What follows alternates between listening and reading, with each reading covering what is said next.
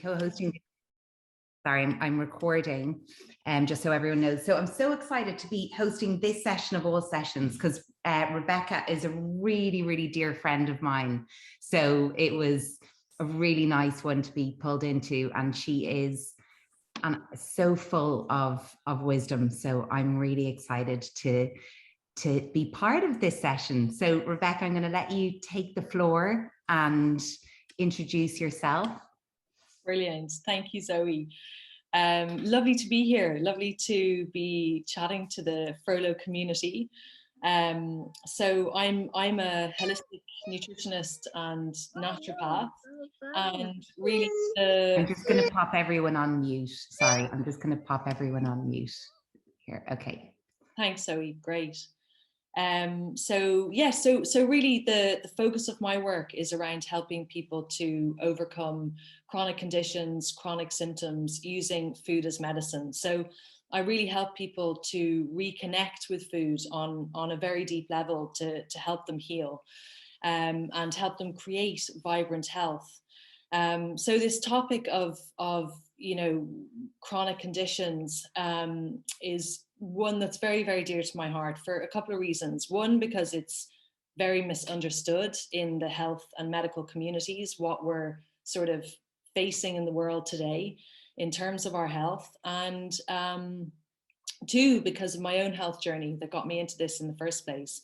So I thought I would start just by really giving you a bit of background as to what my journey has looked like, because I always think that helps to put things into context. And then I thought that we would go through a bit of a presentation, a PowerPoint presentation, just looking at some of the different aspects of, what chronic conditions mean and how we can use food as a healing tool so that you can really go away with something tonight, especially if you're dealing with something yourselves or you've got kids that you're, dealing with things. But I want to emphasize also that this is not just about having a condition that you're dealing with. This is also about learning how to use food in everyday life just to prevent anything from happening in the future.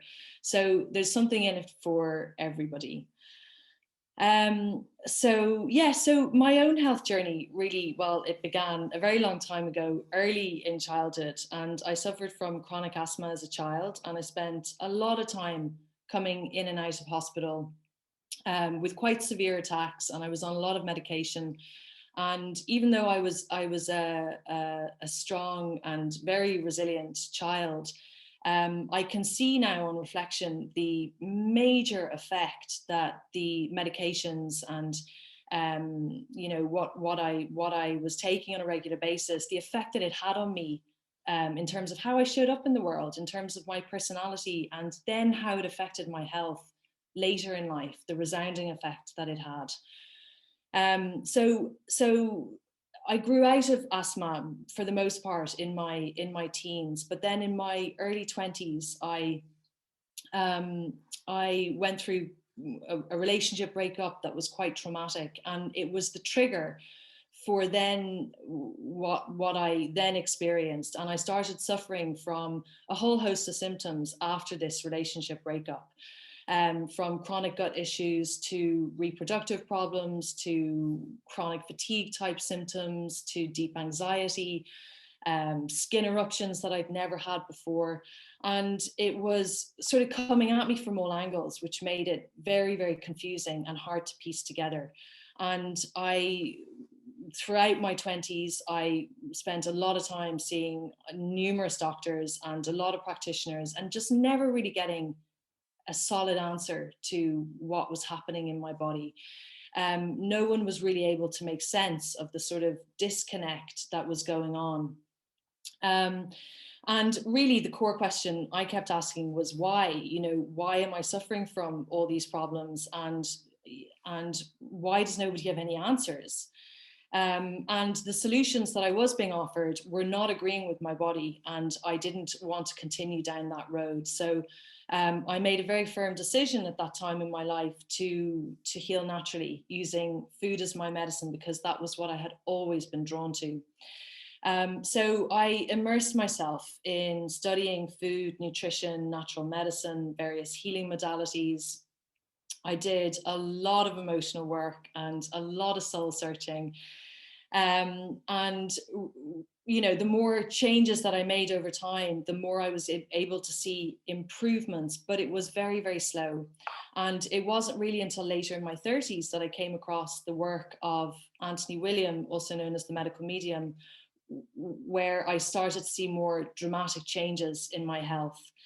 And that was because from Anthony, I really learned for the first time ever about the true causes of what we're dealing with in the world today.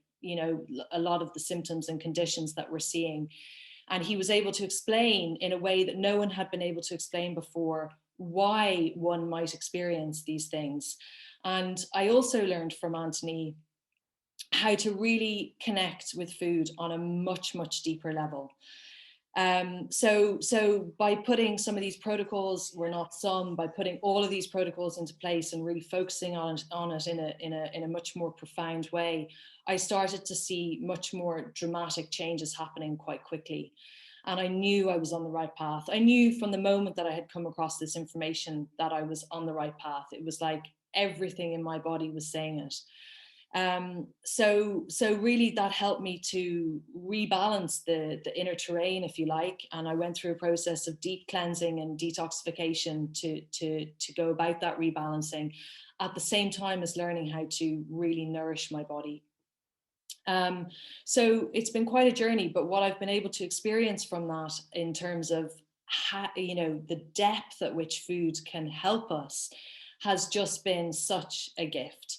And I live and breathe these protocols every single day because they have such a profound effect every single day. So I really want to give you a taste of that tonight, and really give you some bits and pieces to go away with. So we'll take questions at the end, if that's okay. And Zoe, I'm just going to share my screen. If you could allow me to share my screen.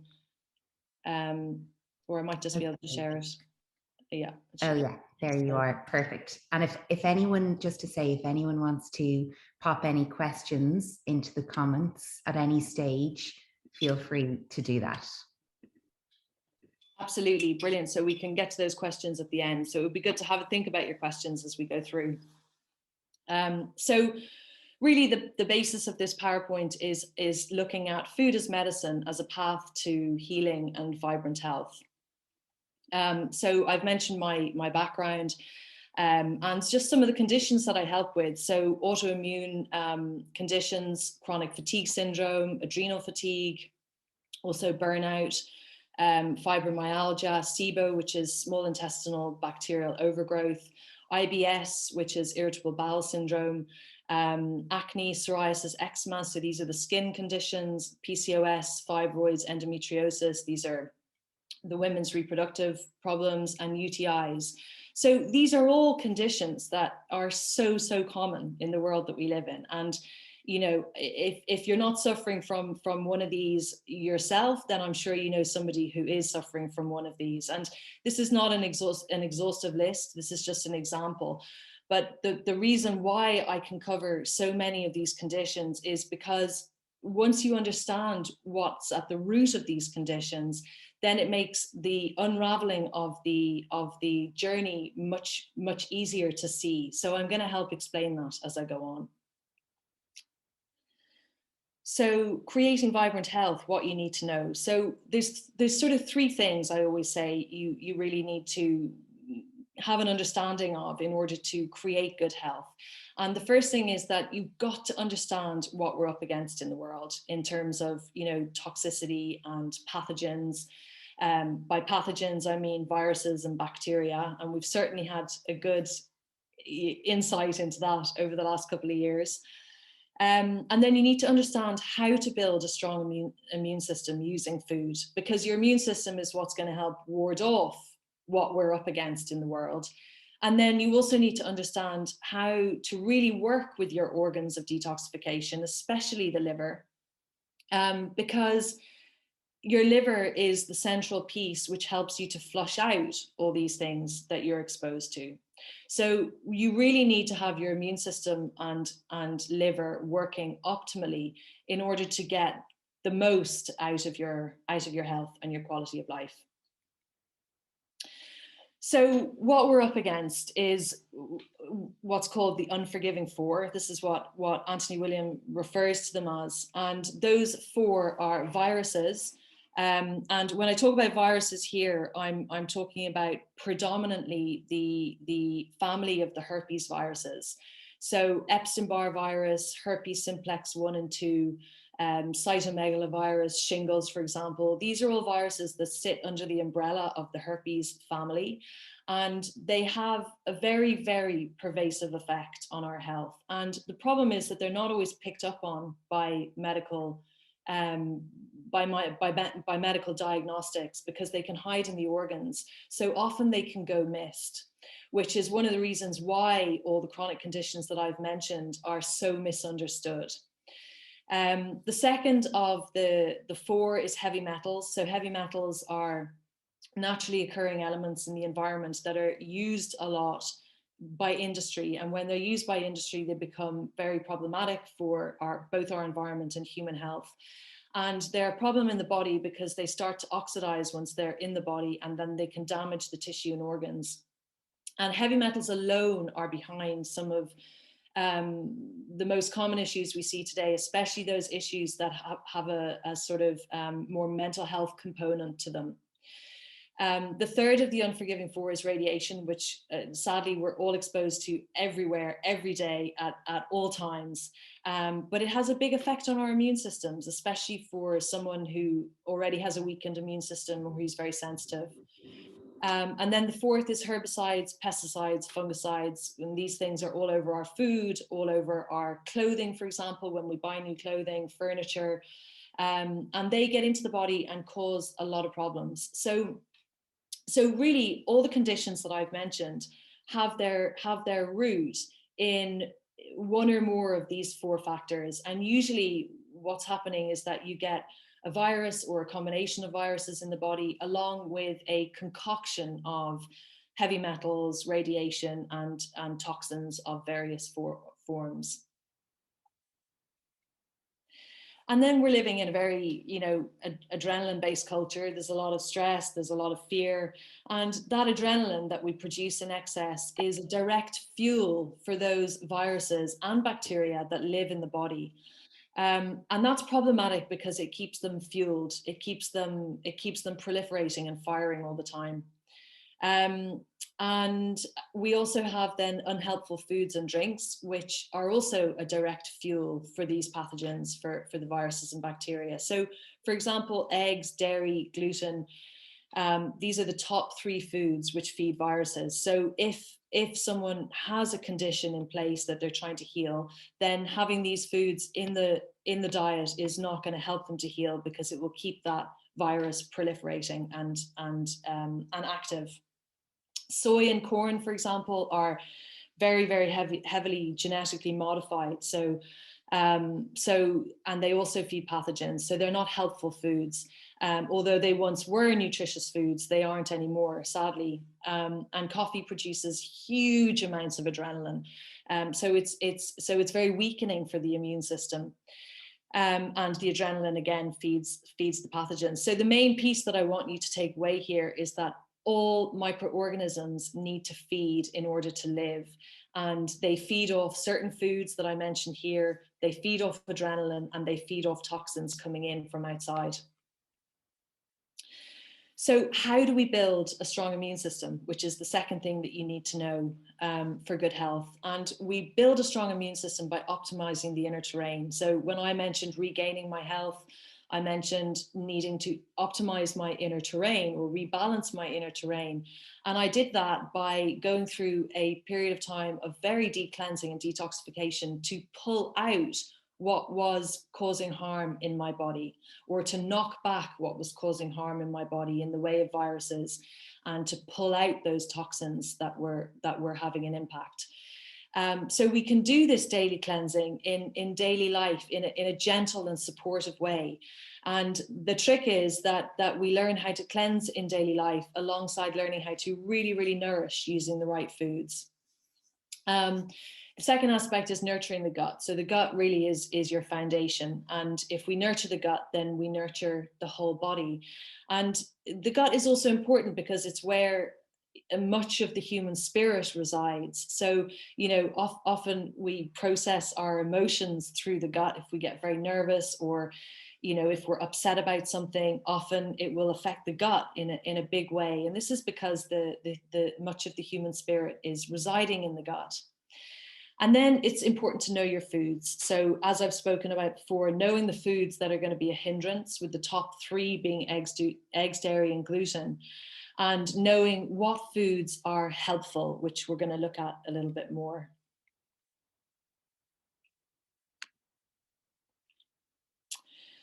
So the third thing was that you needed to know for your health is how to optimize the organs of detoxification, especially the liver. And the way that we do this is by learning how to lower our fats. So the higher the fat content in the diet, the more work the liver has to do.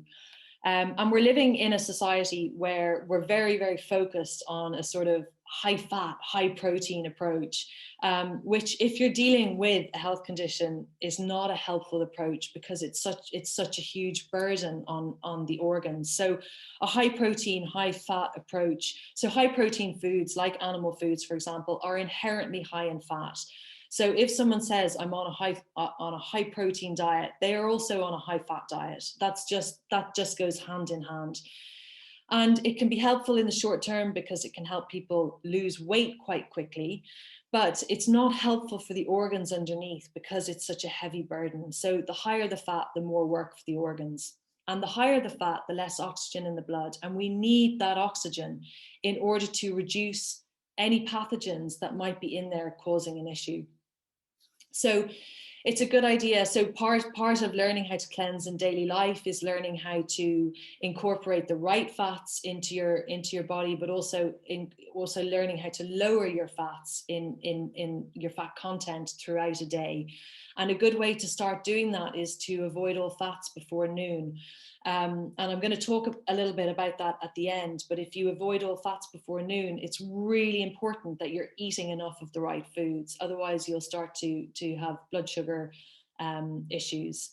And then the second aspect is to significantly increase your fruit and veg intake. And I know you've probably all heard, you know, 5 or 10 fruit and veg a day.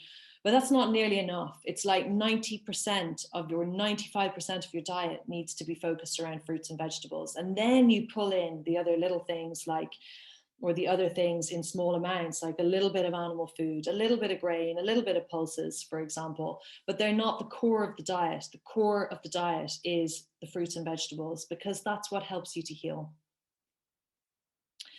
So let's have a look at some of the healing foods. So the healing foods are the fruits, vegetables, herbs and spices, and wild foods.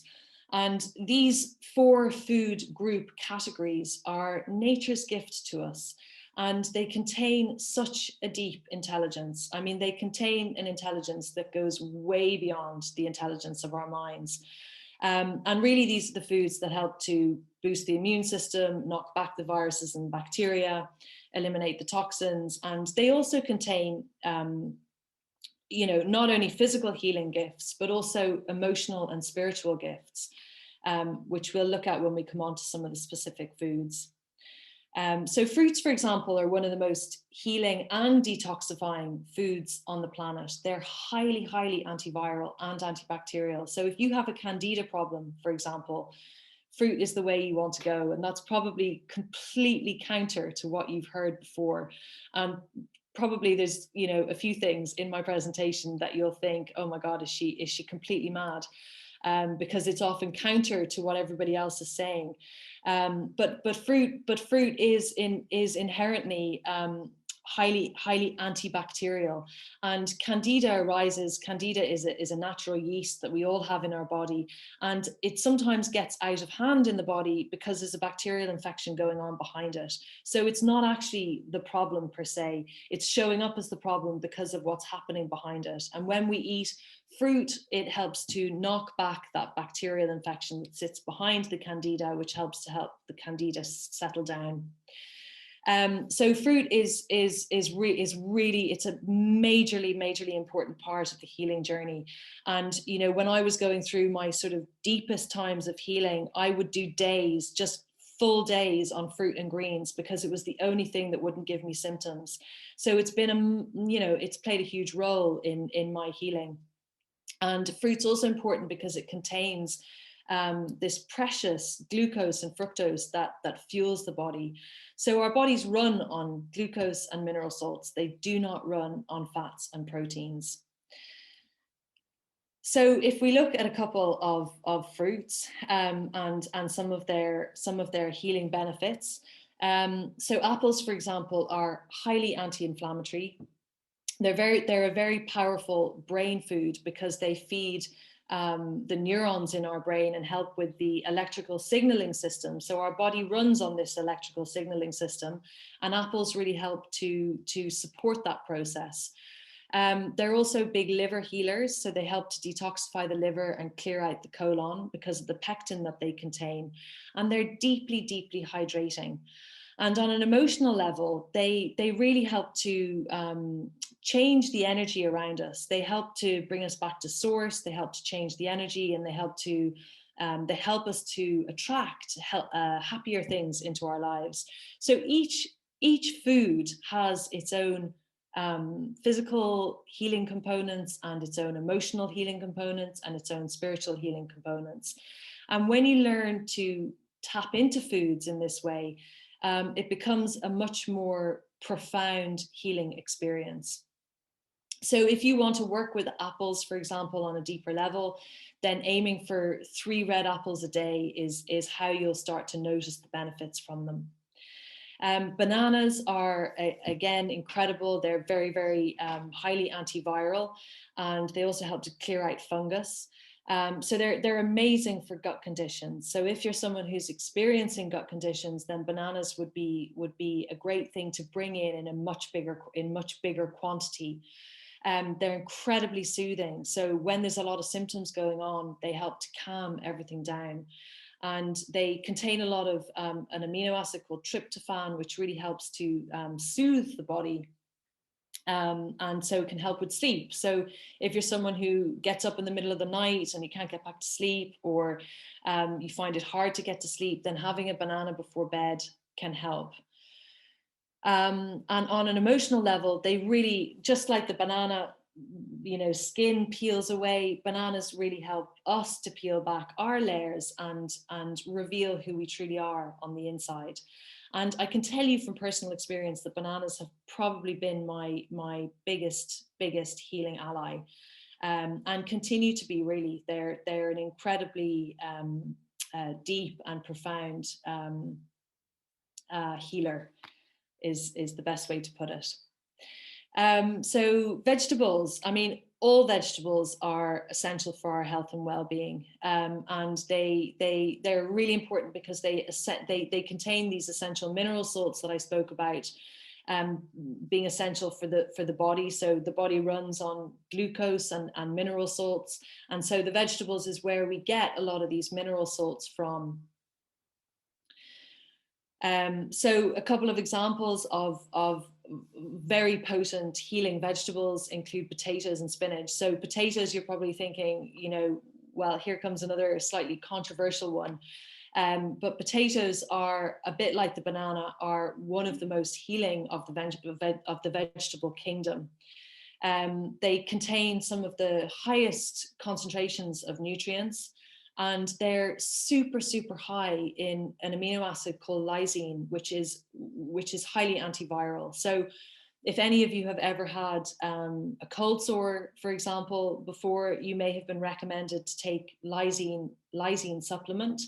And that lysine supplement is basically what we find in potatoes. So it's been taken and put into, obviously it's been created in a laboratory, but it's been put into a supplemental form in a higher dose.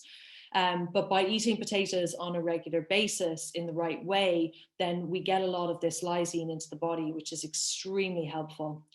But with any of these foods that I'm talking about, it's important to put it into context of how you're eating these foods. So, for example, often people will come to me when I'm working with them and they'll say, potatoes really don't agree with me. And, I don't feel right with them. And the first question I'll ask is, well, how are you eating them? Because often if people are eating potatoes, they're laden with butter, with cheese, with cream, if it's mashed potatoes. And if you remember, these are all dairy-based foods that feed underlying viruses and bacteria. So this is not how you're going to reap the benefits of eating a potato. If you want to get the best healing benefits from eating a potato, then the best way to have them is steamed with some vegetables, or baked, for example, but without all the dairy and the fats that are not helpful. Another aspect of potatoes is that they're incredibly grounding. So if you're going through a lot of stress, which many of us are in the world that we live in today, then having potatoes in your diet on a regular basis in the right way is an incredibly grounding tool. On an emotional level, their potatoes are the potato plant is very, very wise, and they help us to make wise choices and to just stay grounded. So good to keep that in mind. It's good to have these tools to go to if you are feeling a lot of stress and feeling like you need to have your feet pulled to the ground. Spinach and leafy greens, again, another sort of super powerful family. And they're packed, really, the greens are packed with, again, the mineral salts that help the body to function. But they're also very high in bioavailable protein and what we call microfats. So when you start to lower your fat intake from the more overt fats like animal food or oils or nuts and seeds, for example, when you're eating less of these things, then it's really important to bring in the right kind of protein and fats from the vegetable sources. And the greens is really where you get that from. So the greens help to create true alkalinity in the body, and so they really help to rebalance the inner terrain that I was speaking about earlier. And on an emotional level, when people get sick, they're toxic. That's what's happening. And when someone is toxic, when they're carrying a lot of pathogenic load and a lot of heavy metals and a lot of herbicides and pesticides and other toxins, it emotionally makes them very toxic. And this can be so severe that it has an altering effect on how we show up in the world. If we are toxic on the inside, it affects every single part of our being. So the greens are really important in helping us to clear out some of that toxic stuff, but also support the body in a very, very nourishing way because they're so high in these bioavailable proteins and microfats. So I hope that makes sense. So herbs and spices don't just add flavor to our meals. They also have amazing healing powers, even in very small amounts. So coriander, for example, is the go-to herb for heavy metal detoxification. It's a very, very potent liver detoxifier. It supports the adrenals, helps to balance our blood sugar, and also helps to eliminate worms from the gut. And it's a really, really beautiful herb for bringing clarity and helping us to find our path in life. So I'm going to give you there's a recipe called the Heavy Metal Detox Smoothie, which we'll talk about at the end, which incorporates coriander into it. So this is a good way of getting coriander into your daily routine. And if you're someone who doesn't like coriander or reacts to coriander, often this can be because you've got a heavy runoff of heavy metals in the body. And when that happens, there's a reaction that takes place between the coriander and the heavy metals that can create quite a nasty flavor or flavor in the mouth. And this can be why people are adverse to coriander. Rosemary, sage, thyme, and coriander, these are the aromatic herbs, and these are fantastic for fighting off streptococcus bacteria. So if you're suffering from candida, for example, or UTIs or acne, these are all conditions that are that result from having a very, very high level of strep bacteria in the body.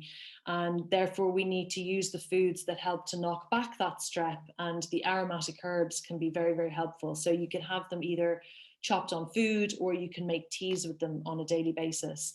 And if you're making teas, this is really helpful because they have a very calming effect. So emotionally, these herbs can really help us to bring the nervous system right back down and help us not feel so overstimulated every day, which I think all of us need. The wild foods, which is the last of the four of the healing foods, they're adaptogens, which means they help us to manage stress and really adapt to what life throws at us every day. And they also contain sort of, survival information and a resilience that is imparted to us when we eat these foods. So two of the most powerful, or three of the most powerful, there's one more on the next page that's just too important to miss, are wild blueberries and nettles. Wild blueberries are, basically the ultimate adaptogens, and they have the capacity to just come back time and time again. So whether there's a forest fire or a drought, or no matter the condition, these fruits have the capacity to grow back. And so if you translate that into what it can do in the body, it gives us an enormous amount of resilience. So really, when people are suffering from very severe chronic conditions, wild blueberries are an absolute go-to food. Nettles are an incredibly powerful reproductive herb. So for women's reproductive disorders, PCOS, endometriosis, fibroids, for example, nettle is very, very helpful. But nettle is also wonderful for pain. So for menstrual cramps, for example, or body pain in any way. And it's nettle is very rich in silica, which helps to build bone. And it also absorbs and pulls radiation from the body. So two very, very powerful wild foods. And the other wild foods that is just top of the list for me is raw honey. So raw honey, for those of you who are not aware, is honey that it hasn't gone through a heat processing. It hasn't been pasteurized. So most of the time when you get honey, in fact, all the time when you get honey off the supermarket shelf, this honey has gone through a pasteurizing process, and that basically renders it, renders the sort of medicinal elements of it, like the live enzymes and some of the nutrients, it renders them dead so that it's no longer medicinal. So really, when you're getting honey, you want to go out of your way to look for a honey that's unprocessed, that's raw, and mostly you'll find that in a health food shop. So honey, is a very ancient healer. We've been using it since time began as a medicine. It helps to strengthen the immune system on every level. And it contains over 200,000 phytochemical compounds, which is just, a statistic that blows my mind. And it's sort of powerful for every aspect of our health, from pulling radiation out to helping with brain function to helping us to feel happier on a soul level. So it's a very, very potent food to bring into your life on a daily basis. And I'm going to show you how in the next couple of slides. So let's look at some healing protocols. And this is really, the healing protocols, the couple of healing protocols that I'm going to share with you here are really where I always start with clients. This is like the number one piece of the puzzle that needs to come in order to start turning things around. So I want to give you a couple of these healing protocols to go away with, because they're so easy to implement into your daily life. So lemon water with raw honey. So you can see here, I like to have a nice big jar like this, which is nearly a litre. And when I wake up in the morning, I fill this 3/4 with cold filtered water and top it up with about 1/4 boiling water. And then I squeeze the juice of a lemon, and I put between a teaspoon and a tablespoon, depending on what I feel I need, in there. And I drink that first thing. And this is such a powerful way of flushing out the body when you wake up. Your liver's been working really, really hard all night to gather up all the junk. And in the morning, it needs support in flushing all that through. So it also needs hydration. So hydration is what will help to flush things through. So by adding lemon to your water, you sort of activate the water and you make it very hydrating. And by adding in the raw honey, you add in the glucose that the body needs, that the liver needs, in order to do its job of flushing things through. So if you can imagine, every piece of work that your body does, like every time your liver is not just your liver, every time any organ is active, or any bit of activity that's going on in your body, it all requires energy, and that energy is glucose. So without the right forms of glucose and fructose in your body, your body can't function properly. So that's how important it is to be getting the right forms of sugar in your body on a daily basis. And raw honey is a very, very effective way of getting a concentrated medicinal form of glucose into your body. It's also very helpful for the digestive system. So it ignites the digestive system in the morning and helps you to start, flushing through, going to the loo, quite literally. And it's also deeply calming. So it's really nice to drink at this time of the evening, before you go to bed, for example. It makes a nice tonic.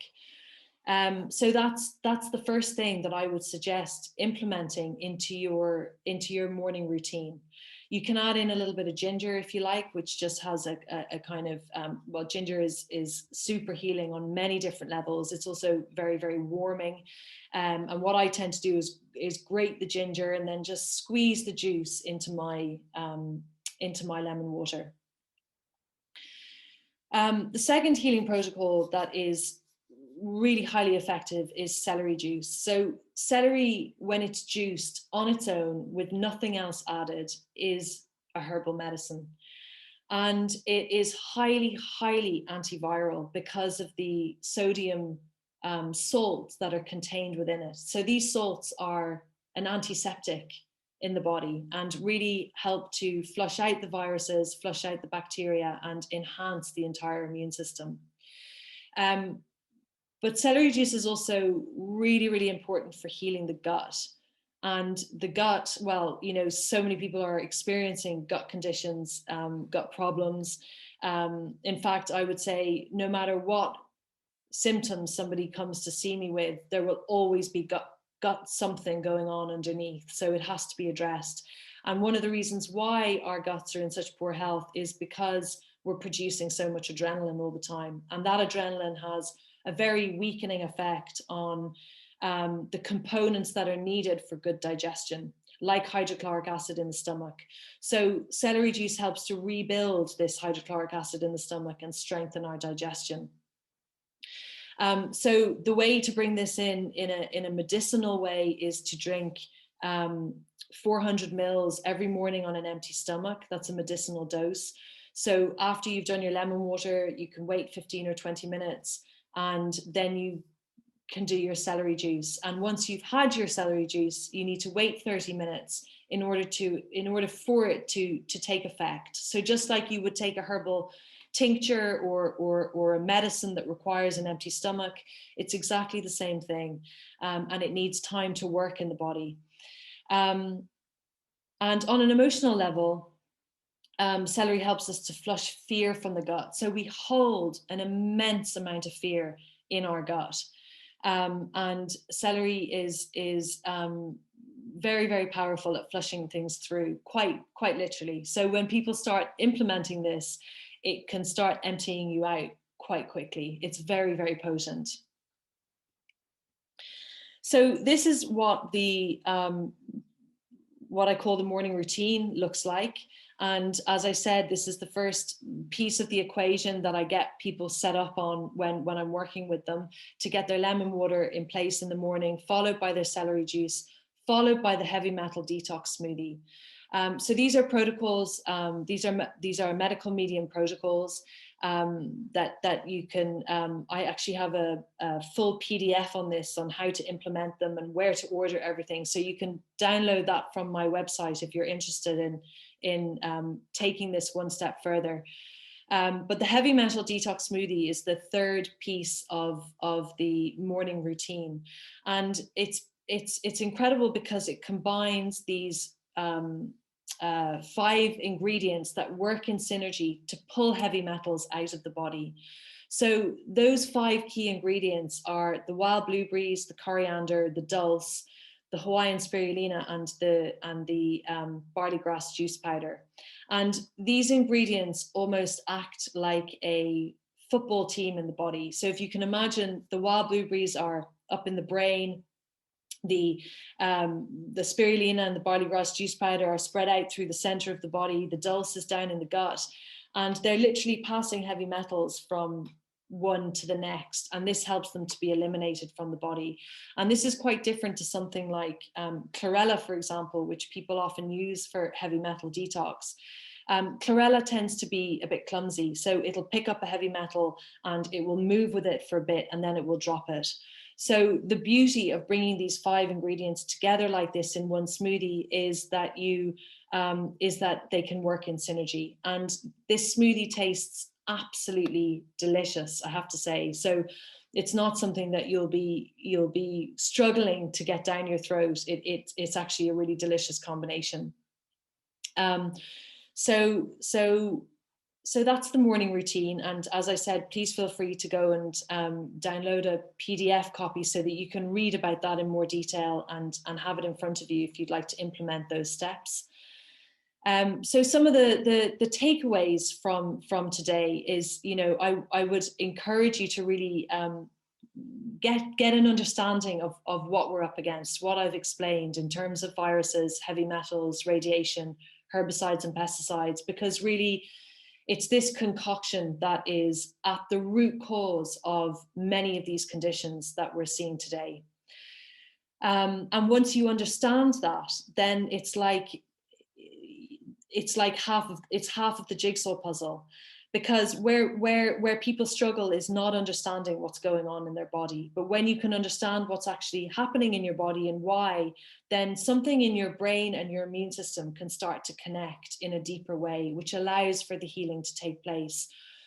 It's also important to know what foods feed the bugs. So as I mentioned, gluten, dairy, eggs, soy, corn, for example, these are some of the foods that are really, really unhelpful across the board, no matter what condition you're experiencing. And even if you're not experiencing a condition, these foods are still really unhelpful because they have such a profound effect on the immune system. Incorporate a daily morning cleanse. So daily cleansing is vital because of what we're up against in high levels in the world. So putting the steps that I've recommended into place, which means that you're not having any fats before 12 noon, but that you're having plenty of really nourishing food. So this is the sort of crux of what I teach. I teach people how to put these cleansing protocols and steps into place, but do it in a way that deeply supports and nourishes the body at the same time. And next is to appreciate just how hard your body works. So no matter how much faith you've lost in what's going on or how much you feel that your body has turned against you in one way or another, or you're fed up with what's happening with all of these symptoms and you're angry with your body for what's going on, just never forget that your body's always trying to get you back to a state of balance. It's just that there's so much misunderstanding around how to bring it back to balance. And the body won't be happy until You give it what makes it happy. And what I've taught you in this presentation is what makes it happy. So delight in nature's gifts, and nature's gifts are the healing foods. So that's fruits, vegetables, herbs and spices, and wild foods. These are your go-to foods, and everything else you bring in small amounts. And create consistency with your healing protocols, because this consistency is what will change your life. It's not going off and doing the 3-week detox. It's not, the yo-yo diet. It's not the all or nothing approach. It's the little things that you do every single day that will change your health in the longer term. So I just want to end by saying that your health is everything. And I can say from experience, personal experience, that without your health, you are absolutely stuck. And the progress that you can make in other areas of your life becomes so much more difficult. So I hope that's been helpful. I'm just going to stop sharing my screen now so that I can connect with you all again. And I'd be so delighted to take any questions that anyone has. We have a little bit of time for questions to come through. So Zoe, maybe you can direct me with some of the questions. Definitely, there's been a bunch of questions coming in, but that was absolutely amazing. I don't know about anyone else, but I'm craving a fruit salad with coriander and raw honey right now. So glad to hear it. No, it is. You make it all like I've never craved all this good stuff so much, and it's so interesting, and even just the emotional meaning and connections of different foods as well, and what they bring. Yeah, which is such a big part, because that's the piece that helps us to connect with food on a deeper level, and when we do connect with food on that deeper level, it's a much deeper healing that takes place in the body, because you're connecting to nature in a different way, Yeah. So fire away with some questions, and Okay, let's see what comes. Okay, and then if anyone wants to actually ask a question as well, just let us know. But I'll read out some of these in the meantime. So, okay, can you recommend a good probiotic? So probiotics are a funny thing, and they're not my first approach. If there's stuff going on in the gut, for example, then the approach is to first look at what's going on in the gut and help the gut to heal before adding in a probiotic. So if you start adding in a probiotic too soon, then you're just adding in bacteria from that has been created in a lab, essentially. And this is just not the most effective way of working with the gut. So I don't, it's not something that I would be recommending first and foremost, put it that way. And there's very, very few probiotics on the market that I think are actually effective. So most of the time, the live bacteria in these probiotics don't even make it past the stomach, so they end up being ineffective. So the answer is no. I don't have a probiotic that I would recommend off the bat, because I would need to see what's happening with the person first of all. Okay. How much better is buying organic? Infinitely better. I mean, there's no two ways about it. If your budget allows it, then I would suggest buying organic where you can. And if your budget doesn't allow for everything to be organic, then I would suggest starting with getting organic greens, for example, because they tend to be very highly sprayed and they're more exposed. So really pick and choose what foods you're getting organic if you can't buy all organic. But, we live in a very, very toxic world. That's the reality. And so where you can start looking at where you can avoid those toxins is going to serve your health in the longer term. Okay. The next question, hello, looking for dietary advice for underactive thyroid and fatigue. I also suffer from sinus infections nearly every October and can last up to 4 to 6 weeks, and sometimes 2 lots of antibiotics are required. Yeah, so this is not a question that I can answer simply. I mean, an underactive thyroid has very much got to do with Epstein-Barr virus being in the body. Sinuses are very much based in Streptococcus bacterial infection in the sinuses.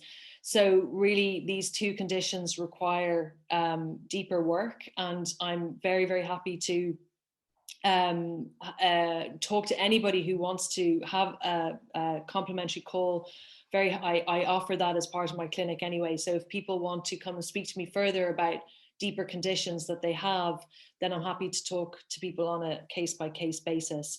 But yes, for underactive thyroid and sinuses, you are looking at the body needing some deeper clearing out. So the daily cleansing protocols are going to be a very, very good way to start. They'll be your first step. Okay, great. So the next question, why red apples particularly, and can apple juice replace the 3 apples a day? So great question. I love that question. So yes, so red apples are really where all the nutrients are, and green apples are also lovely, but and super helpful, but not as helpful as the red apples, because the red apples are really it's the red pigment that contains all the sort of phytochemicals and goodness that the body needs.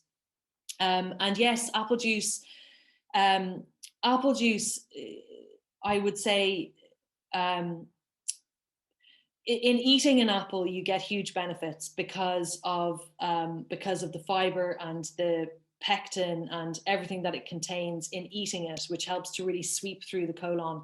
Some people, when there's a lot going on in the gut, they can't handle eating an apple in the initial stages. So that's where fresh apple juice can be a healthy alternative, but you would want it to be freshly juiced as opposed to buying it from a shop where it will be pasteurized. So when it's pasteurized, it's not containing the same level of nutrient as it being fresh.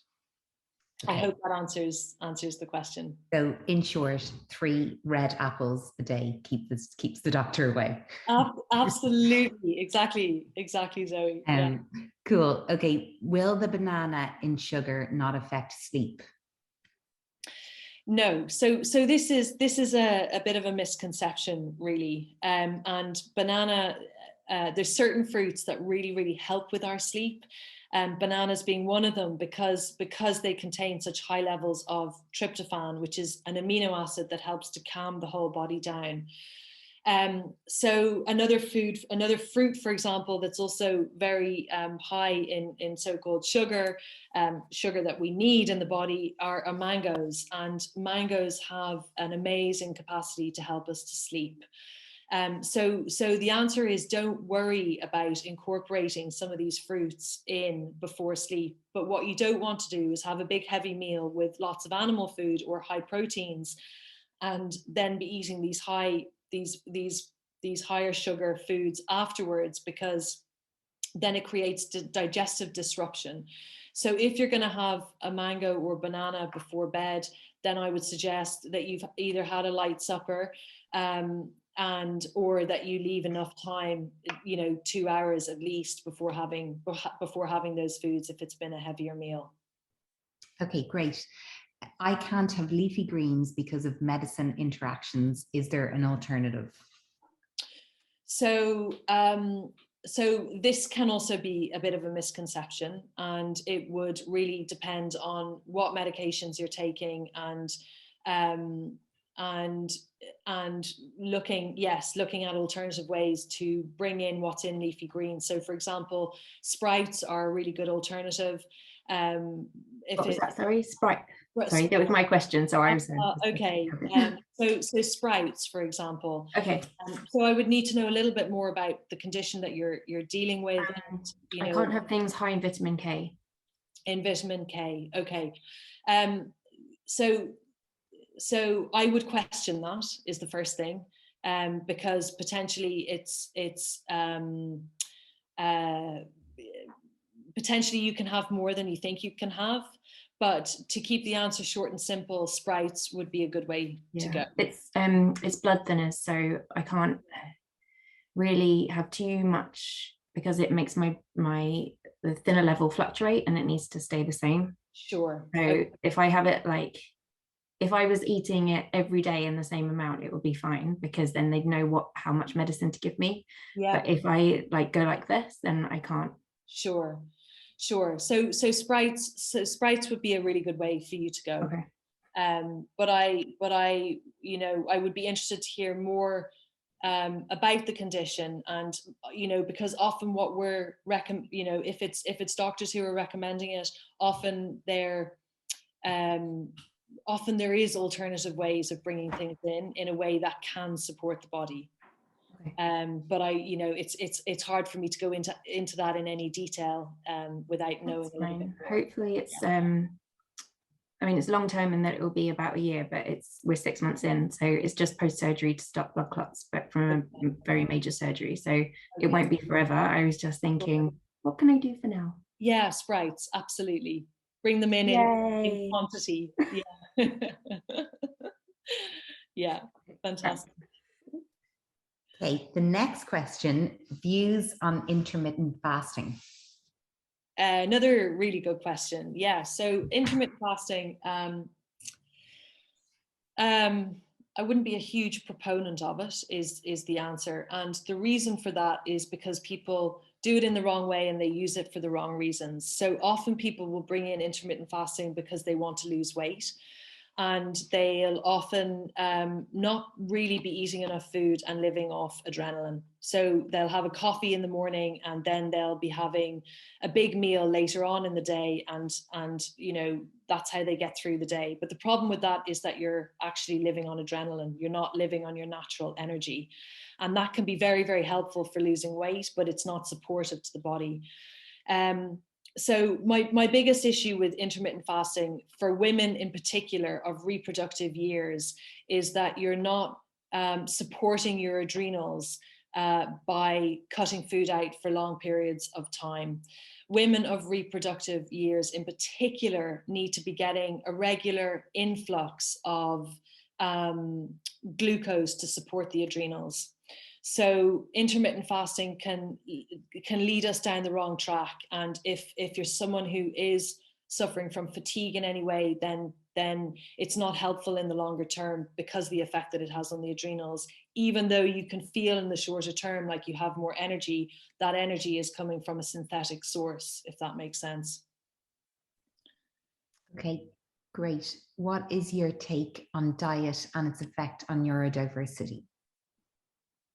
Say that again, Zoe. What is your take on diet and its effect on neurodiversity? On neurodiversity? Yeah.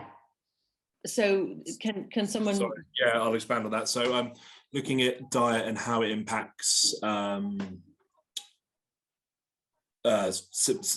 such as autism, learning difficulties, so on and so forth. Yeah, absolutely. So this is something I spoke about at the beginning of the presentation when I was referring to heavy metals. So heavy metals, too many heavy metals, particularly in the brain, have a big role to play in some of these conditions that have a large mental health component, and food plays an enormous role in this, because through food we can clear out these heavy metals. So the heavy metal detox smoothie, for example, is absolutely essential for anyone dealing with any of these conditions, whether it's ADHD or bipolar or anxiety, depression, for example. These are all conditions that do very, very well from this approach of learning how to cleanse in daily life. And the effects that this approach can have on children who are diagnosed with these conditions early in life is absolutely profound. So the answer is yes. Food, this approach to food has a really, really amazing impact on neural activity. Yeah. Food really is thy medicine, isn't it? Absolutely. Hippocrates was not wrong. So the last question we have here is from Fiona, who says, you mentioned nuts and seeds. Is this something that you would not recommend? So nuts and seeds are wonderful, wonderful food. And absolutely can be part of a healthy diet, but in small amounts.